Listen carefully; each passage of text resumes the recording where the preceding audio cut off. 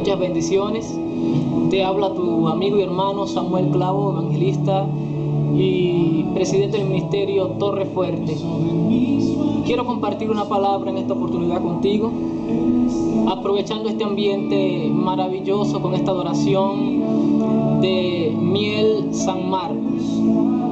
Quiero que te ubiques en el libro de Efesios capítulo 4.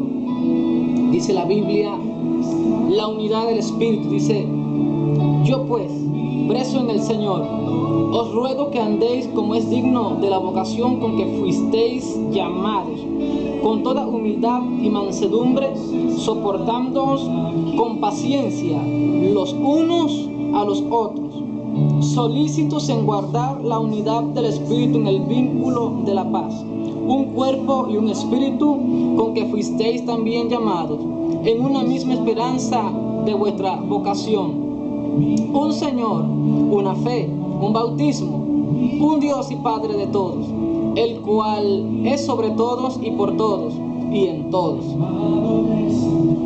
Es maravilloso poder leer y analizar esta palabra a continuación. Qué bendición. Y me gustaría que comentes, dejes debajo de esta predicación o enseñanza lo que opinas acerca de esto y puedas compartir también. Queremos que te suscribas a nuestro canal de YouTube, también puedas bendecirnos a través de ello.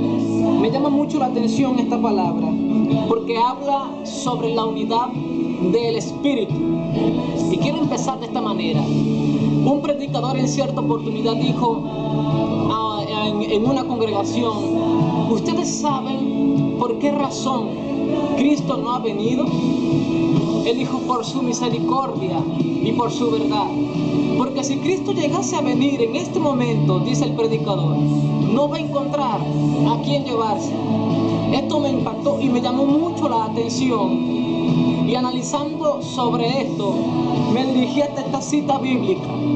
Y la Biblia habla sobre la unidad del Espíritu. Fíjese, dice: yo pues, preso en el Señor, os ruego que andéis como es digno de vuestra vocación con que fuisteis llamados. Esto lo dice el apóstol Pablo.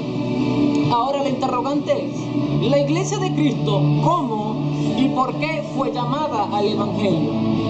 La iglesia de Cristo no ha querido entender y no ha querido comprender que somos un cuerpo en Cristo Jesús y que cada miembro del cuerpo cumple una función. Es decir, la única forma de que mi cuerpo no se mueva como yo camino es que me falte una pierna.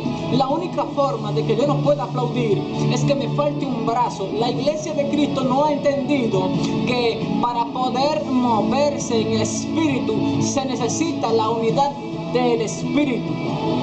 Y es allí donde quiero hacer énfasis según la palabra que estamos leyendo. Nos movemos solamente por el interés. Vamos a respaldar tal congregación porque tal congregación tiene muchos miembros. Entonces yo quiero realizar una actividad y quiero que la actividad tenga multitud de personas. Y la única forma de que tenga multitud de personas es lograr respaldar a aquellos para que aquellos me respalden a mí cuando me competa a mí mi actividad. Y es allí el error, porque estamos utilizando las cosas a nuestra conveniencia. La Biblia habla de la unidad del Espíritu. Dice: yo pues, preso en el Señor, os ruego que andéis como es digno de la vocación con que fuisteis llamados. Dios nos llamó para estar unidos.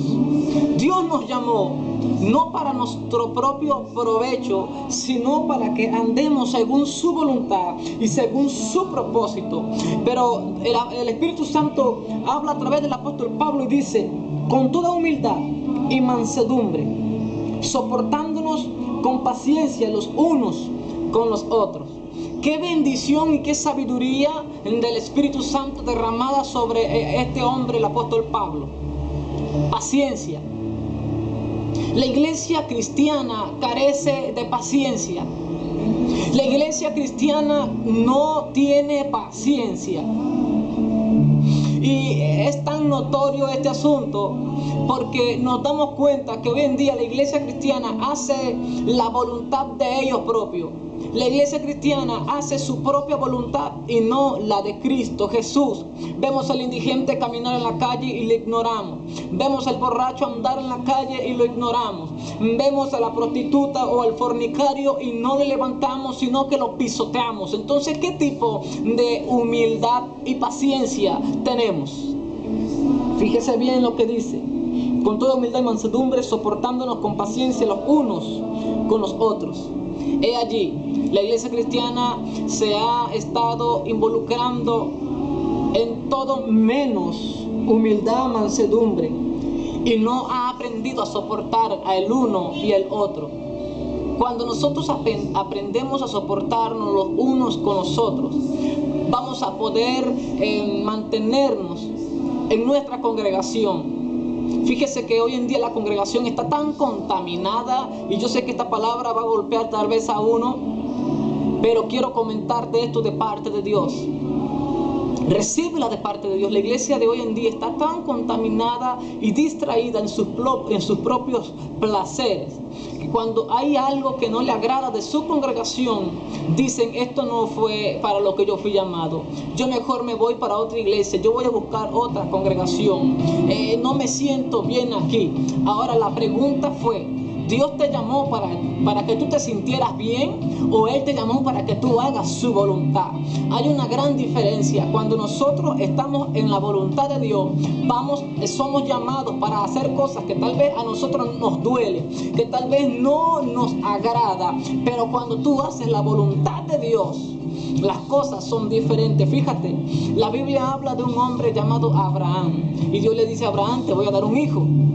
Señor, pero ¿cómo es posible de que tú me des un hijo si es que mi esposa ya es demasiado anciana y no creo que esto pueda suceder? La mujer estaba escuchando tal vez esta palabra, y la Biblia dice que esta mujer se echó a reír. Es impactante esta palabra, porque luego que Dios le promete a Abraham un hijo, luego de todo esto, que el niño crece y se forma y ya está bastante grandecito, me llama la atención que Dios le dice: el niño que yo te prometí, yo quiero que tú me lo sacrifiques, dámelo en sacrificio. Obediencia, paciencia. Me llama la atención que inmediatamente aquel hombre tomó leña y se llevó a su hijo. Es impresionante porque el cordero o el animal que iba a ser sacrificado en aquel tiempo acostumbraba a llevar la leña, y fue lo que al niño le llamó la atención. Y dijo: padre, tenemos la leña, tenemos el puñal, pero me llama la atención algo. ¿Qué será, hijo? Es que hace falta el cordero que vamos a sacrificar. La respuesta impactante es: Jehová se proveerá de cordero. Cuando tú aprendes a hacer la voluntad de Dios, no vas a cuestionar lo que Dios te vaya a demandar. No vas a cuestionar por qué Dios te puso en tal congregación. No vas a andar, gloria al nombre de Jesús, como en las cabras. Sí, las cabras. Porque si Dios nos llamó como ovejas, la oveja tiene varios sentidos. De que ella es muy mansa, de que ella es muy obediente. La Biblia dice, hace énfasis en este asunto, dice que es obediente y escucha la voz de su Señor. Pero hoy en día la iglesia ha dejado de ser oveja para ser cabra. La cabra no le importa cuál es su terreno donde se le haya plantado, sino que ella sigue brincando de tierra a tierra. Es decir, no tiene una estabilidad. Y es allí la gran falla de la iglesia. Porque si nosotros comprendemos a qué fuimos llamados, por qué fuimos llamados y con qué propósito somos llamados, entonces vamos a guardar la unidad del Espíritu. No va a haber en nosotros esa preferencia. No va a existir en nosotros el de yo soy mejor que tú. No va a existir en nosotros el de que yo predico mejor que aquel. No va a existir en nosotros el cuestionar por qué Dios te puso en el lugar donde tú te encuentras. Entonces, de tal manera Se ocurre y está pasando en muchos lugares donde tú llegas a un lugar donde Dios te establece, pero de tiempo en otro dices, no, es que Dios no me necesitaba aquí y Dios cambió el asunto y me llevó a otra congregación. Y es que aquí yo me siento bien. Si tú te sientes bien, porque tú no estás haciendo la voluntad de Dios, sino que estás haciendo tu propia voluntad y la estás mezclando con la obra. Hay una gran diferencia entre hacer la voluntad de Dios y la obra, porque la obra la hace cualquiera. Cualquiera puede hacer la obra, pero no todos hacen la voluntad de Dios. Entonces, la iglesia necesita aprender y entender por qué fue llamado y para qué. La iglesia necesita humildad, mansedumbre, paciencia, aprender a soportar, sobre todo amor. Porque cuando tú tienes amor, la Biblia dice que el amor cubrirá multitud de errores, multitud de pecados. Cuando tú tienes amor, entonces tú estás en Dios. Dios te bendiga. Espero pueda ser de bendición este mensaje para ti. Recíbelo.